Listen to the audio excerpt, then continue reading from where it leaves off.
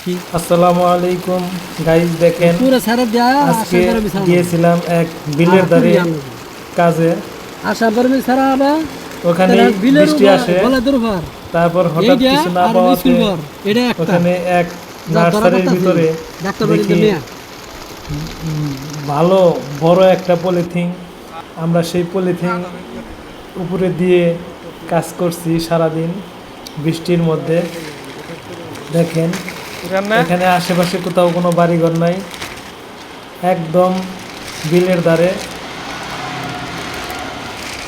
বিল মানে অনেক বড় খাল, আওদা বিল যাকে বলে, আওদা বিলের সাইডে। দেখেন বন্ধুরা, কত কষ্ট করে আমরা এই বৃষ্টির মধ্যেও থেমে নেই।